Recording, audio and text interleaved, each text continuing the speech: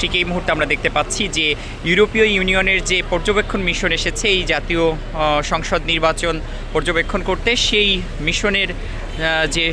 পতাকা সম্বলিত যে গাড়িগুলো, সেই গাড়িগুলো আসলে প্রস্তুতি নিচ্ছে সারা দেশে। এই যে শর্ট টার্ম মিশন, তারা কিন্তু মানে স্বল্প সময় যে টিমটি রয়েছে তারা কিন্তু বিভিন্ন প্রান্তে ছড়িয়ে যাচ্ছে এবং সেটির যে প্রস্তুতি সেটি কিন্তু আমরা এখানে দেখছি। সকালেই মিশনের যিনি চিফ, ইউরোপের পার্লামেন্টের একজন সদস্য, তিনি কিন্তু এখানে ব্রিফিং করেছেন এবং ব্রিফিংয়ের পরে কিন্তু আমরা দেখতে পাচ্ছি যে একে একে দায়িত্ব নিয়ে বিভিন্ন মিশনের যে কর্মকর্তারা, অর্থাৎ এই নির্বাচন পর্যবেক্ষক হিসেবে যারা বাংলাদেশে এসেছেন তারা কিন্তু এই মুহূর্তে বের হচ্ছেন এবং তারা এখানে যে প্রস্তুতি, সেই পূর্ব প্রস্তুতিও আমরা দেখেছি সম্পন্ন হয়েছে এবং একে একে কিন্তু বেরিয়ে যাচ্ছে, দেশের বিভিন্ন প্রান্তে চলে যাচ্ছে। এই যে শর্ট টার্ম অর্থাৎ স্বল্প মেয়াদি যে নির্বাচন পর্যবেক্ষক দল ইউরোপীয় ইউনিয়ন পাঠিয়েছে, সেই পর্যবেক্ষক দলের সদস্যরা তারা কিন্তু বেরিয়ে যাচ্ছে এই হোটেল ইন্টারকন্টিনেন্টাল থেকে এবং সেই দৃশ্য কালের কণ্ঠের মাধ্যমে আপনারা দেখতে পাচ্ছেন।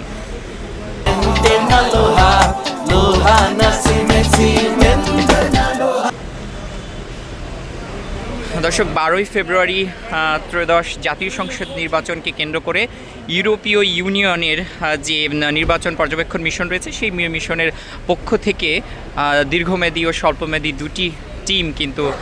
কাজ করছে। এই সমগ্র নির্বাচন পর্যবেক্ষণ করবে এবং তারা 14 তারিখে তাদের যে প্রধান নির্বাচন পর্যবেক্ষক রয়েছে তিনি এটির উপরে আসলে একটি মূল্যায়ন, অর্থাৎ নির্বাচন কেমন হলো, কিভাবে কী বিষয়গুলো আসলে তারা প্রত্যক্ষ করেছে, সব কিছু কিন্তু ব্রিফিং করা হবে এবং সেটির যে আনুষ্ঠানিক পর্ব সেটি কিন্তু সেই 14 তারিখেই কিন্তু তারা এই ধরনের সংবাদ সম্মেলন করে কিন্তু আসলে তারা সেটি ব্রিফিং করবে এবং আজকে মূলত এই যে পর্যবেক্ষকরা তারা আসলে সারা দেশে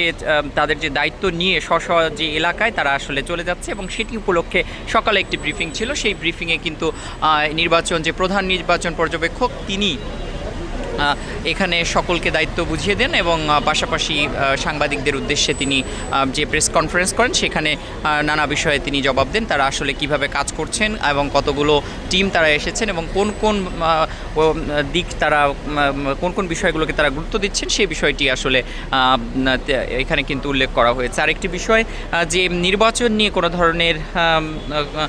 কোনো মূল্যায়ন তারা এই মুহূর্তে দিতে চান না,